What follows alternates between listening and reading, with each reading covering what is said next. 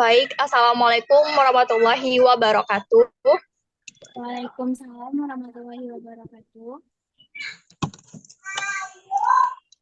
Baiklah, kami dari kelompok Ilmu Budaya Dasar akan mempresentasikan mengenai keindahan dan penderitaan.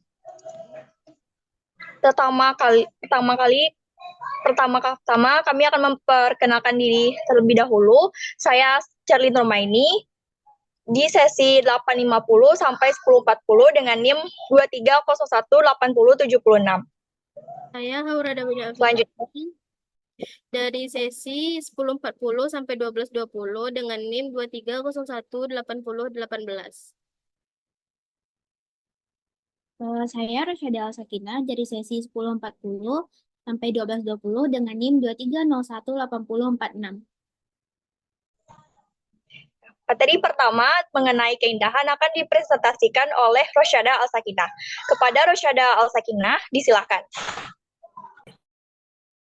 Baik, terima kasih moderator. Hari ini saya akan membahas konsep keindahan dan estetika yang merupakan topik yang menarik dan penuh makna. Keindahan dan estetika seringkali dianggap sebagai hal magis yang mampu menarik perhatian. Meskipun keindahan bersifat subjektif, kita tidak dapat mengabaikan pengaruh standar sosial yang ada, seperti persepsi kecantikan fisik. Next, host. Filsafat estetika. Dalam dunia filsafat, estetika membahas keindahan. Dua tokoh penting dalam diskusi ini adalah yang pertama, Plato yang mengaitkan keindahan dengan cinta dan hubungan emosional. Yang kedua adalah Immanuel Kant yang menegaskan bahwa keindahan berasal dari penilaian manusia, bukan hanya dari objek itu sendiri. Oke, lanjut.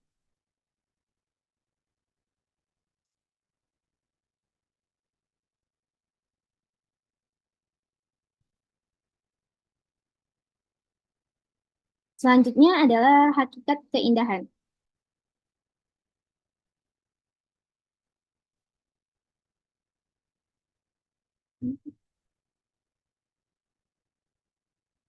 Yang pertama adalah rasa indah. Rasa indah sendiri memiliki peran penting dalam kehidupan manusia, menyenangkan perasaan dan melahirkan cinta kasih. Yang kedua adalah definisi keindahan. Dalam Kamus Besar Bahasa Indonesia, keindahan berarti keadaan yang enak dipandang, cantik, bagus, dan benar. Keindahan identik dengan kecantikan dan kebenaran. Selanjutnya adalah aspek kebenaran. Kebenaran berfungsi untuk menentukan keindahan yang bervariasi antar budaya. Lanjut, moderator.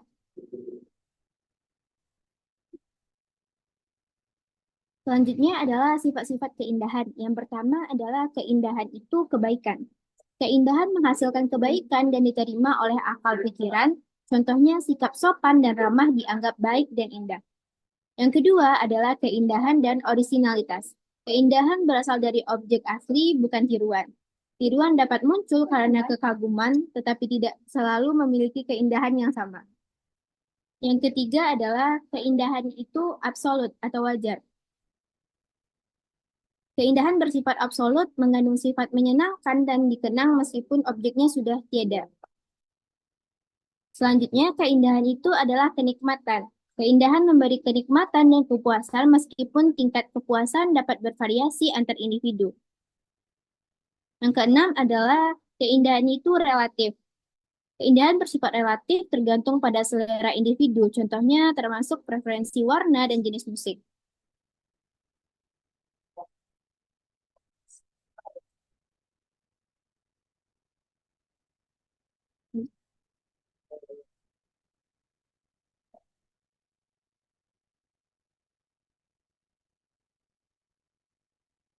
Selanjutnya adalah keindahan dan kebudayaan.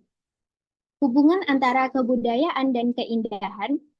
Kebudayaan mencakup berbagai aspek kehidupan, termasuk cara berpakaian. Pakaian tradisional dalam upacara adat tidak hanya berfungsi sebagai identitas budaya, tetapi juga dianggap indah. Selanjutnya adalah Keindahan dalam interaksi sosial. Keindahan tercermin dalam penampilan, tindak tutur, dan perilaku. Penilaian terhadap seseorang seringkali dimulai dari penampilan fisik, tetapi sikap ramah juga sangat berpengaruh. Yang ketiga adalah penilaian keindahan. Ungkapan beauty is in the eyes of the beholder menunjukkan bahwa penilaian keindahan bersifat subjektif dan dipengaruhi oleh norma budaya. Penampilan dan perilaku saling mempengaruhi penilaian tersebut. Yang terakhir adalah peran dan unsur budaya. Peran budaya dalam keindahan membentuk standar keindahan. Seseorang yang mengikuti norma budaya akan dianggap indah oleh masyarakatnya, menunjukkan bahwa keindahan adalah manifestasi dari kebudayaan. Unsur budaya yang mengandung keindahan adalah seperti seni, bahasa, dan upacara keagamaan. Semua elemen ini memberikan daya tarik dan makna. Oke, selanjutnya keindahan dan karya seni. Yang pertama adalah karya seni sebagai media sosial. Karya seni tidak hanya sekedar objek estetis, ia juga berfungsi sebagai media dokumen sosial. Melalui karya seni, kita dapat menangkap esensi budaya dan identitas masyarakat. Keindahan dan manfaat menjadi dua elemen yang melekat pada setiap karya seni. Selanjutnya adalah kontemplasi. Kontemplasi adalah kegiatan memandang atau melihat untuk mencapai makna di balik yang tampak.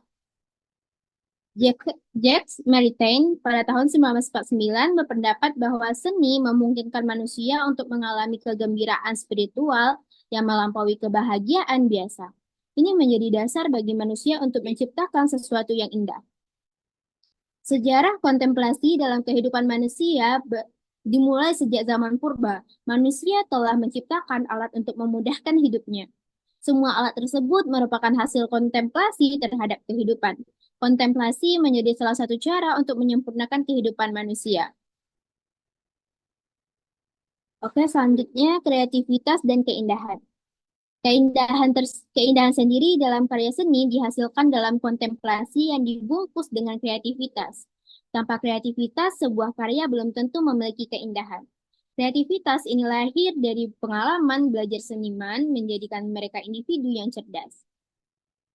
Yang terakhir adalah simbol dalam karya seni. Karya sastra kaya akan simbol yang mengandung makna tersirat. Pembongkaran makna ini menjadi kunci untuk menemukan pesan-pesan bernilai dalam karya tersebut. Sastrawan mengajak pembaca untuk bereksplorasi dan menemukan hakikat makna yang sebenarnya. Oke, selanjutnya kesimpulan.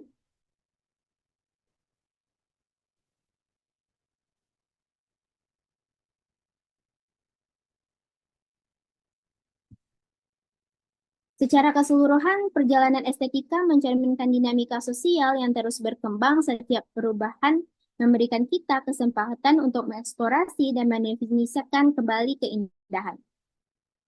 Keindahan memiliki banyak dimensi dan sifat yang beragam yang saling berkaitan dalam memperoleh pengalaman manusia.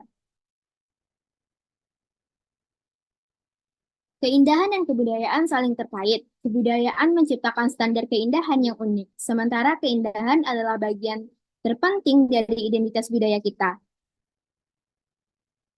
Keindahan dan karya seni saling terkait erat melalui kontemplasi dan kreativitas. Seniman menciptakan karya yang tidak hanya indah tetapi juga bermakna. Mari kita hargai dan nikmati keindahan yang dihadirkan oleh karya seniman dalam kehidupan kita sehari-hari.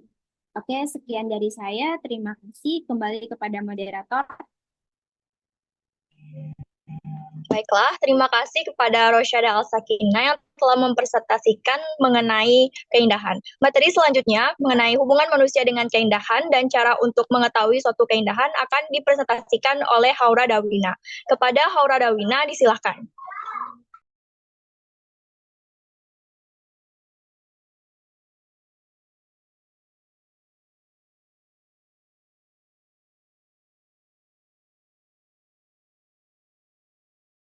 Oke, saya akan mempresentasikan tentang manusia dan keindahan. Keindahan berasal dari kata indah, artinya bagus, permai, cantik, elok, molek, dan sebagainya. Benda yang mengandung keindahan ialah segala hasil seni dan alam semesta ciptaan Tuhan. Keindahan identik dengan kebenaran. Keduanya mempunyai nilai yang sama, abadi, dan mempunyai daya tarik yang selalu bertambah. Menurut luasnya, eh, ada 3 pengertian keindahan. Yang pertama adalah keindahan dalam arti luas.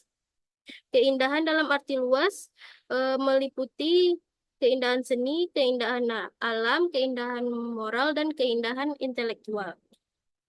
Yang kedua yaitu keindahan dalam arti estetik murni, menyangkut pengalaman estetik seseorang dalam hubungannya dengan segala sesuatu yang diserapnya. Yang ketiga, keindahan dalam arti terbatas dalam hubungannya dengan penglihatan.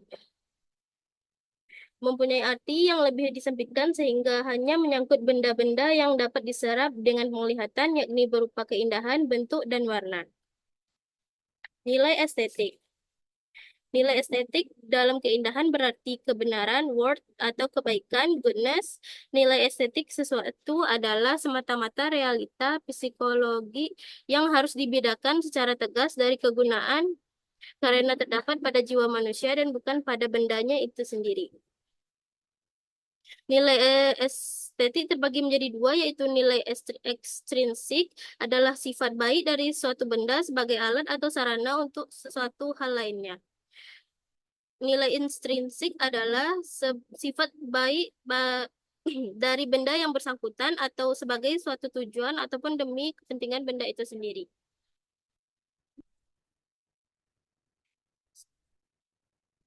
Pengelompokan keindahan atau klasifikasi keindahan. Yang pertama adalah berdasarkan landasannya. Berdasarkan landasannya ini terbagi lagi menjadi 2, yaitu yang pertama keindahan yang objektif adalah keindahan yang memang ada pada objeknya, sementara kita sebagai pengamat harus menerima sebagaimana semestinya. Yang kedua adalah keindahan subjektif adalah keindahan yang biasanya ditinjau dari segi subjek yang melihat dan menghayatinya. Selanjutnya adalah berdasarkan cakupannya, eh, bertitik tolak dari landasan ini dibedakan dari kualitas abstrak dan keindahan. Misalnya dalam penggunaan bahasa Inggris, beauty untuk menyatakan keindahan dan beautiful untuk menyatakan benda atau hal-hal tertentu yang memang indah.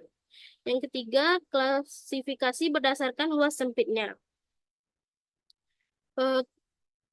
Keindahan dalam arti luas menurut De Liangji mengandung gagasan tentang kebaikan. Keindahan dalam arti luas ini mencakup baik keindahan seni, alam, moral, atau bahkan intelektual. Keindahan dalam estetik murni menyangkut pengalaman estetik seseorang dalam hubungannya dengan segala sesuatu yang diserapnya. Selanjutnya yaitu cara mengetahui suatu keindahan. Yang pertama, renungan. Renungan berasal dari kata renung. Merenung artinya diam-diam memikirkan sesuatu atau memikirkan sesuatu dengan dalam-dalam. Renungan adalah hasil merenung. Setiap kegiatan yang untuk merenungkan atau mengevaluasi segenap pengetahuan yang telah dimiliki disebut berfilsafat.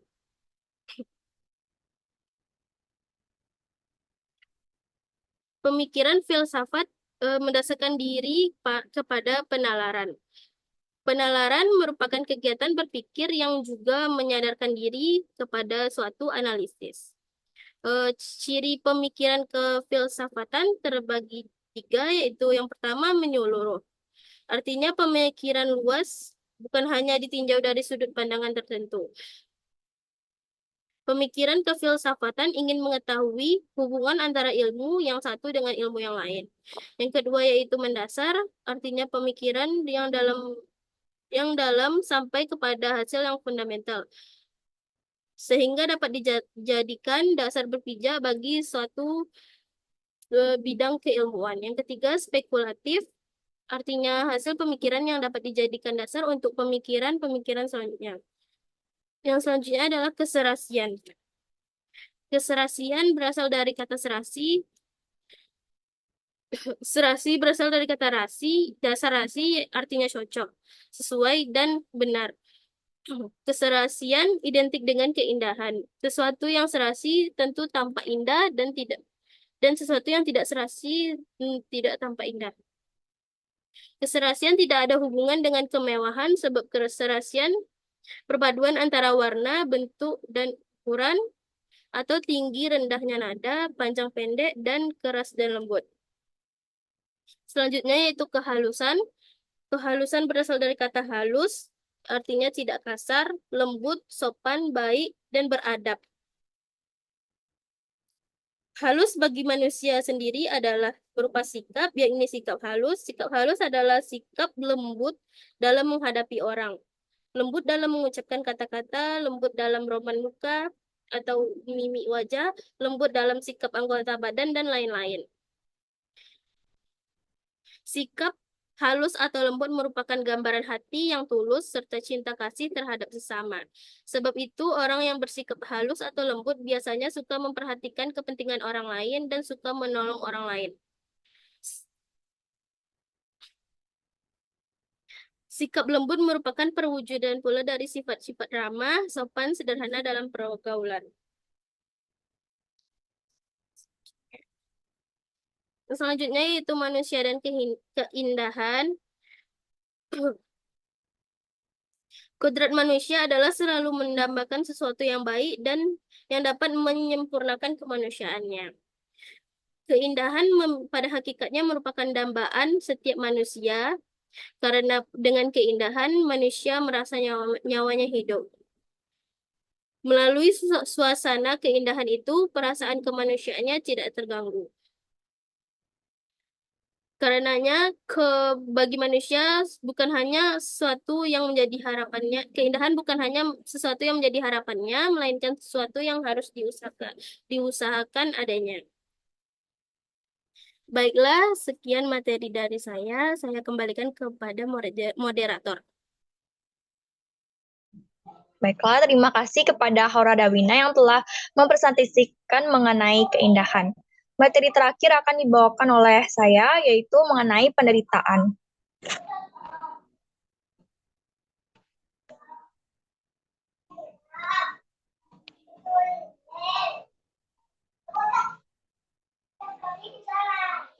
Baiklah, saya Cerlin Rumaini akan mempresentasikan mengenai penderitaan.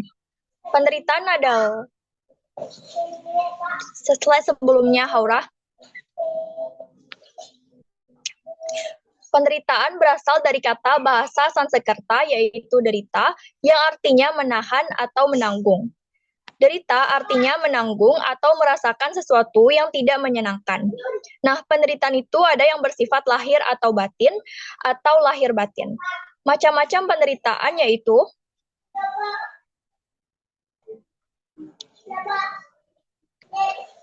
Haura ke slide sebelumnya.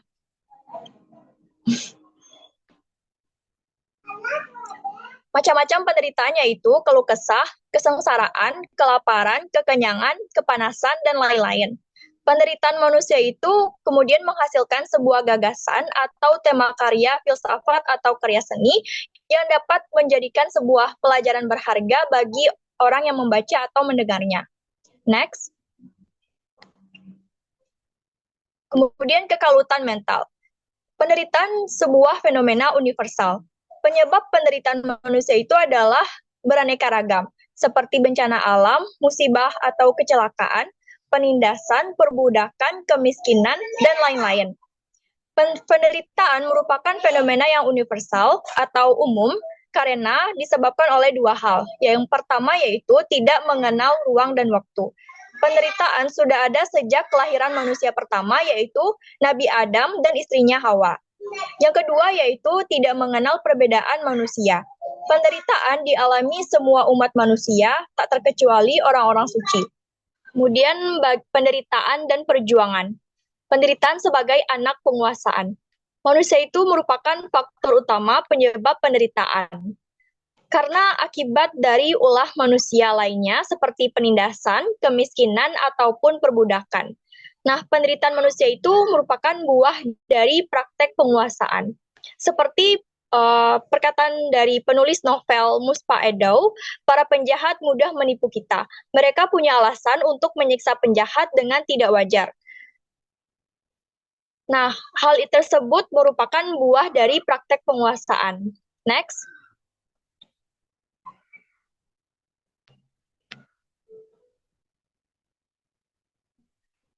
Pengaruh penderitaan. Yang pertama adalah siksaan.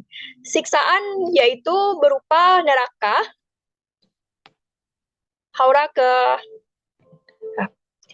siksaan itu berupa neraka dan dosa menurut Al-Quran. Nah, siksaan dalam ilmu budaya dasar merupakan hal yang berkaitan dalam kehidupan sehari-hari, seperti menderita penyakit, siksaan hati, siksaan badan oleh orang lain, dan sebagainya. Next.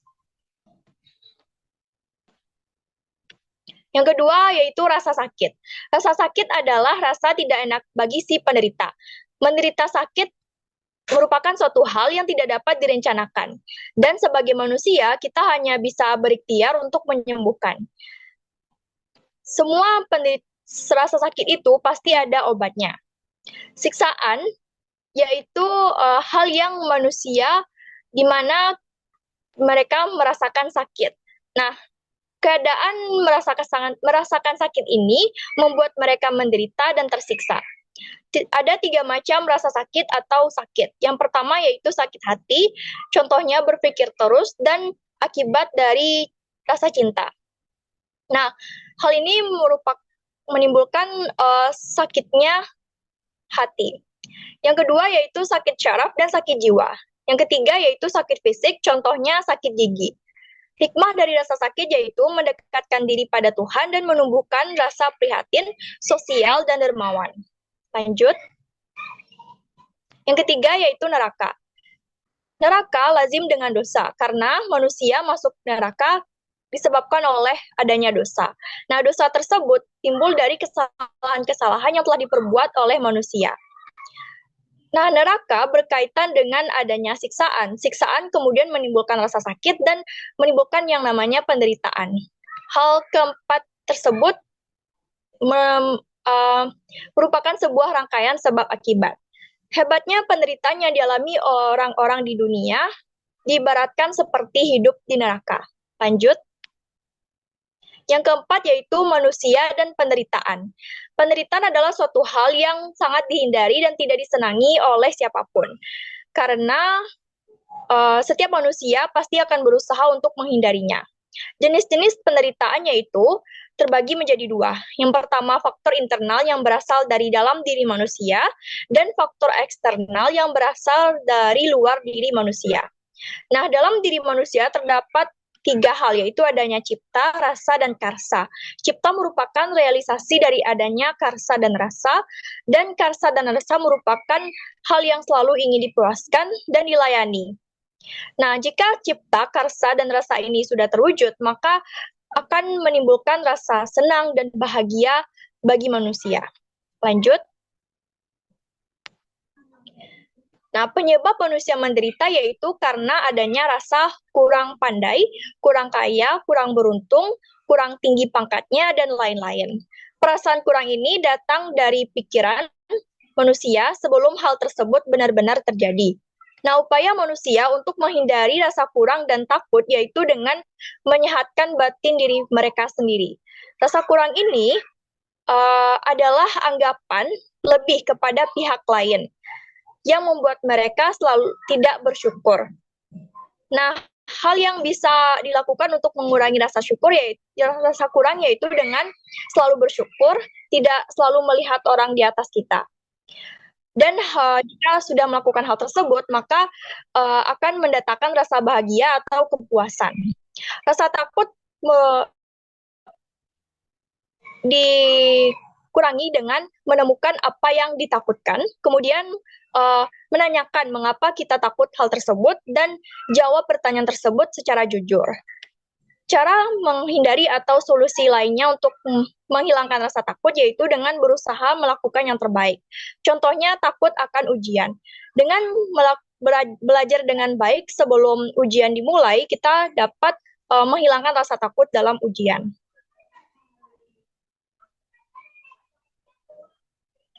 Baiklah, sekian dari presentasi saya dan Haura serta Rosyada. Kami pamit undur diri. Assalamualaikum warahmatullahi wabarakatuh.